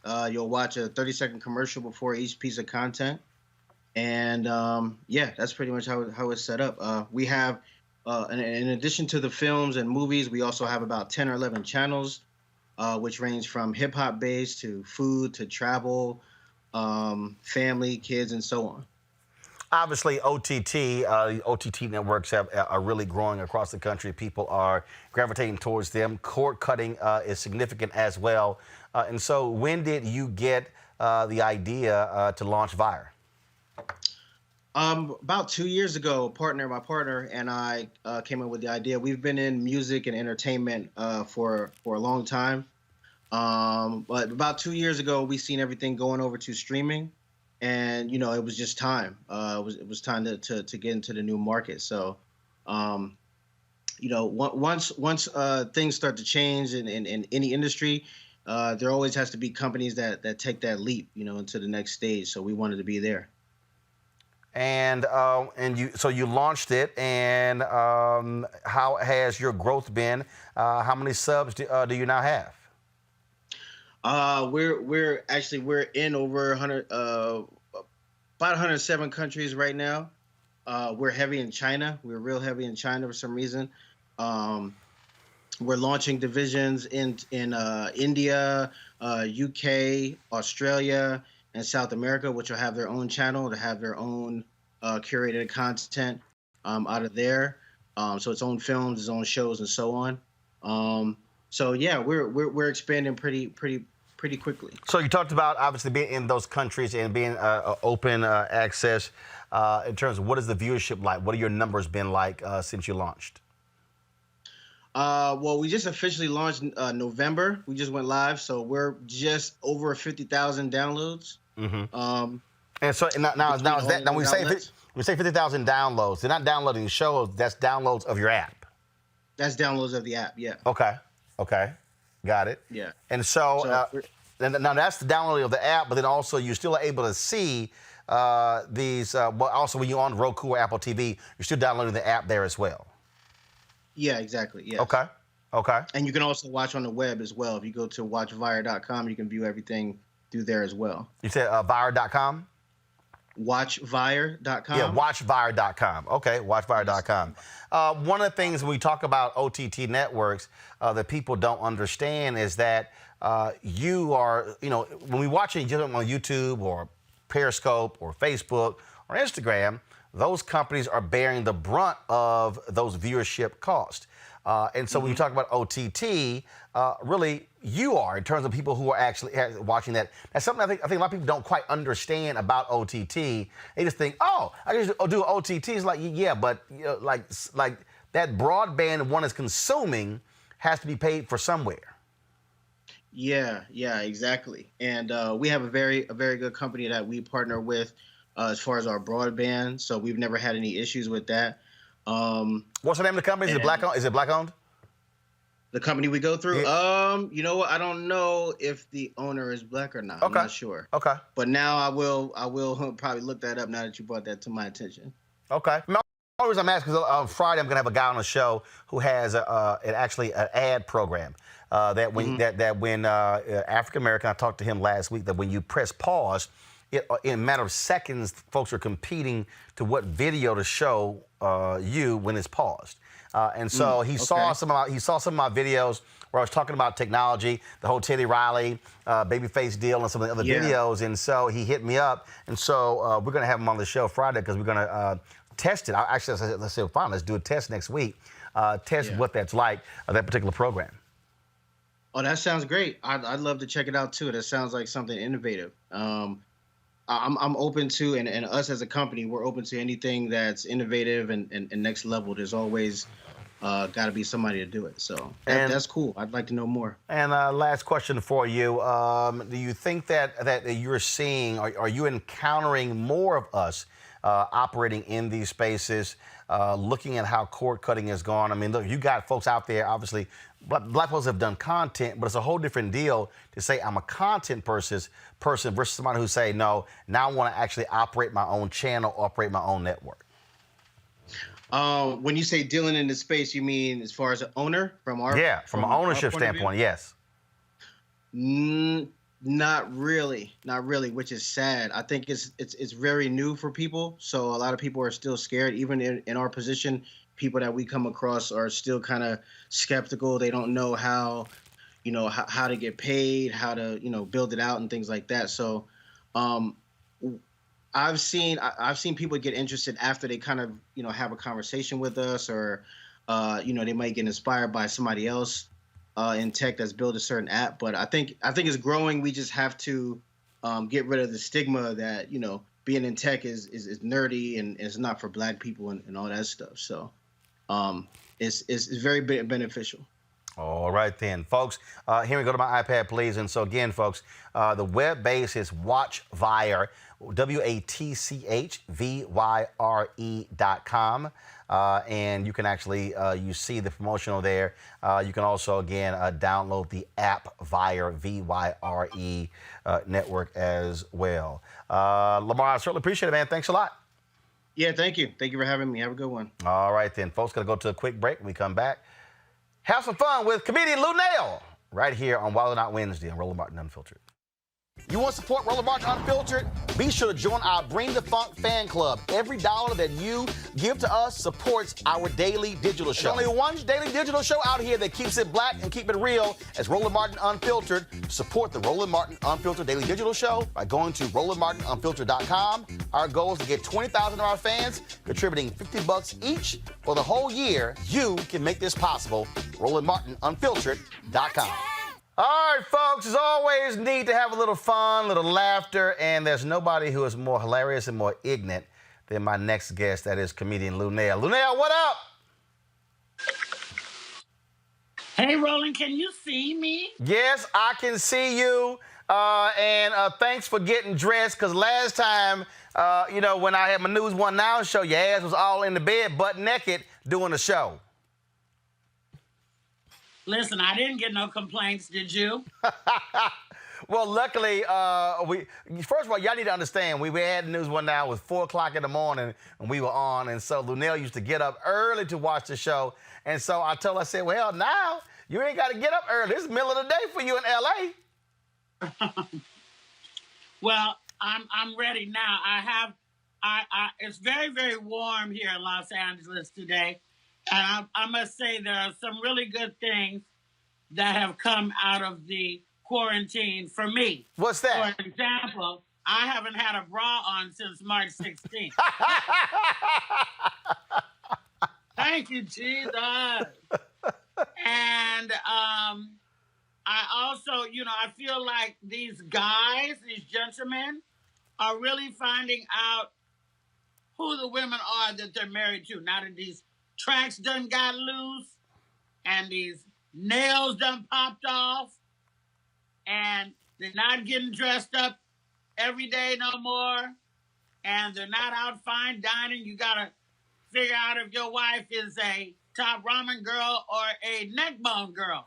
Look. Now you really finding out who you with right now. Hey, see that? Luenell, you nailed it, because there's a lot of people sitting here didn't think about that kind of stuff before, and so they figured, we can always go out, we can always, no, you got to earn that thing. So I know some folk been sitting here going to YouTube and trying to watch videos, because look, there's some people out there, men and women, hell, they can't even boil water.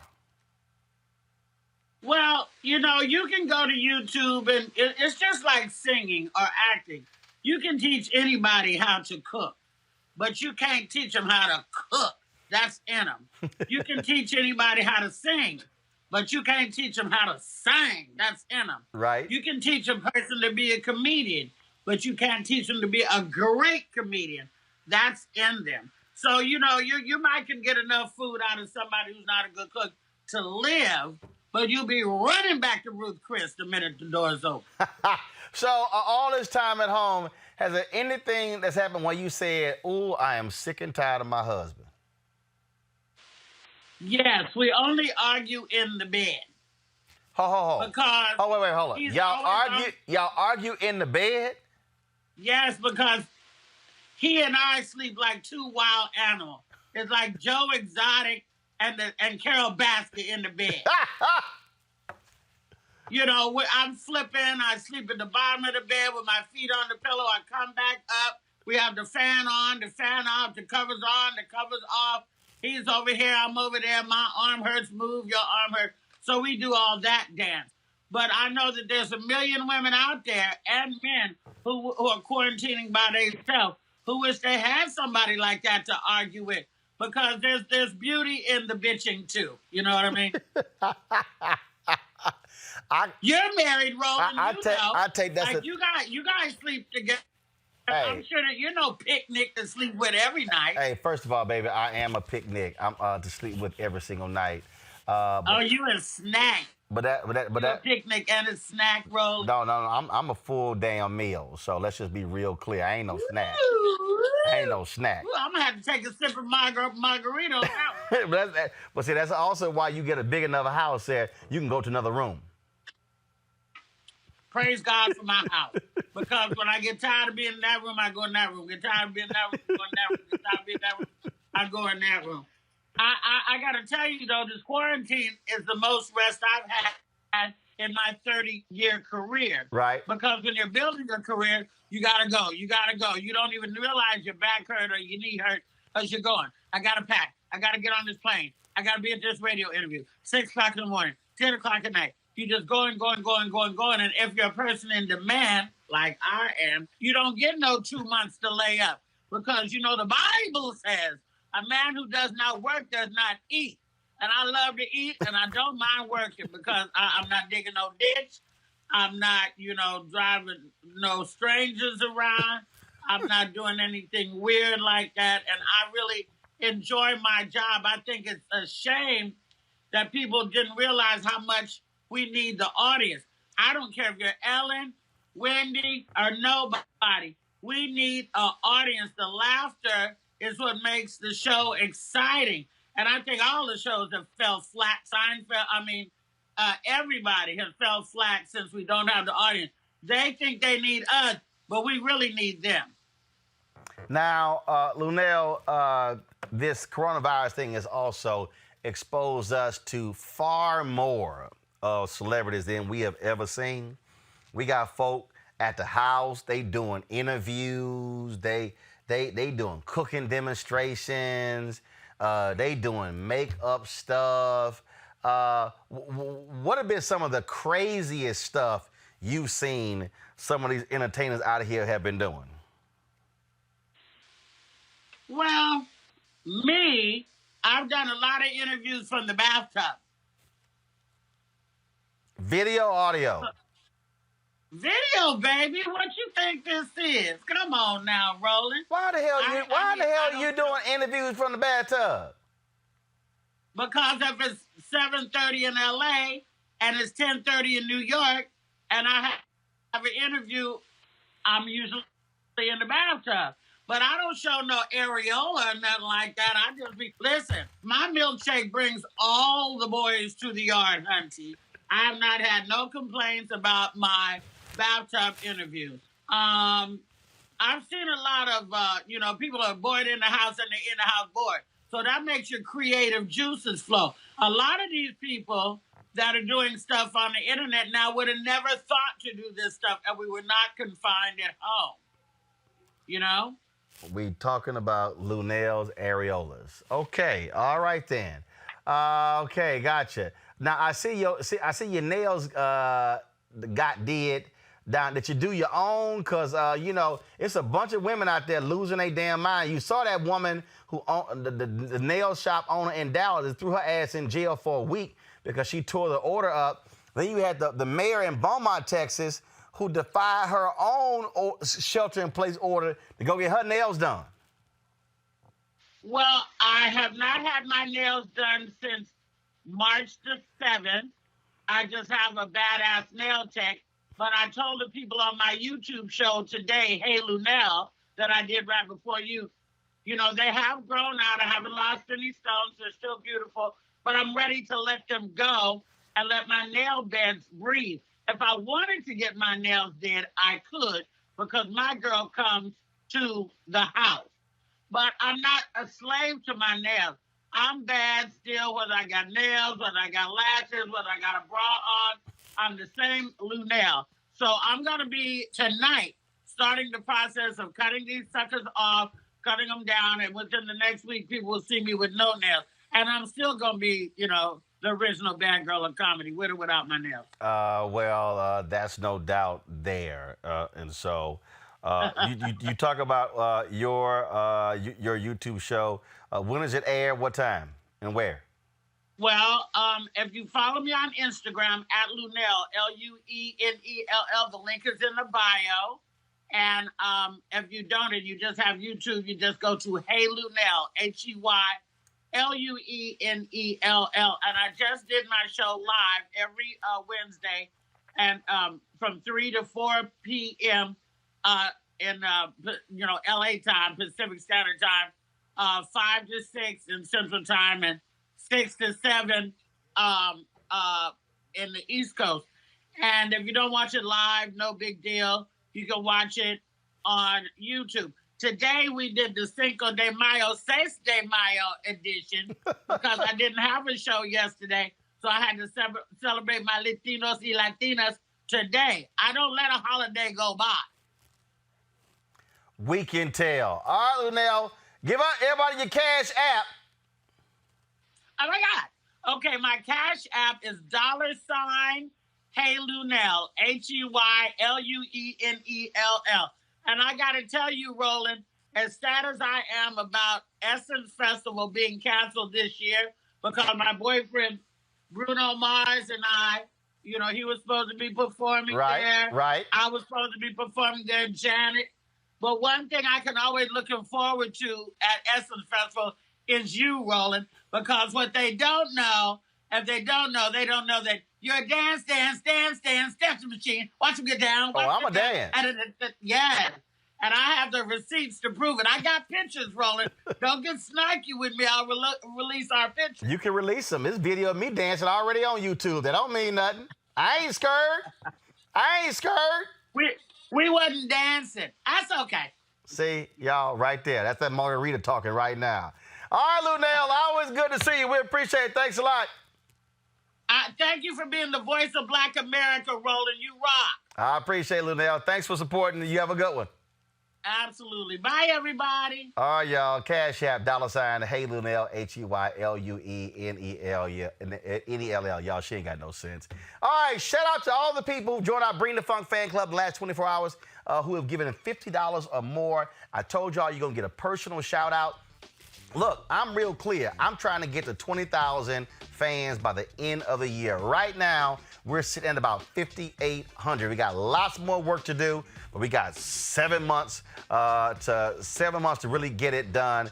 And so joining me right now is, first of all, the folks, Alexandria Prentice, Andrea Smith, Avon, Blaine Dickinson, Constance Moore, Diva Empowered Magazine, Donna Burdish, Donna Frazier, Ebony Gully, Hope Bly, James Hollis, James Washington, Jamie Hooker, Jonathan Jarrett, Kevin Wembley, Lavinia Dover, Law J, Mavis Knight, Michael Smith, Mitchell Brown, Narita Collins, Oslo Inc., Patricia Keys, Raina Boutique, Rudolph Howard, Shalinda M. Lewis, Tavares Kuntz, Travis Everett, Ursula Hamilton, Vanessa Howard, William Sanders, Xavier Samuels, and Zakia Glass. All right, folks, don't forget, again, if you want to support us at Roland Martin Unfiltered, all you got to do is you can give your Cash App right here.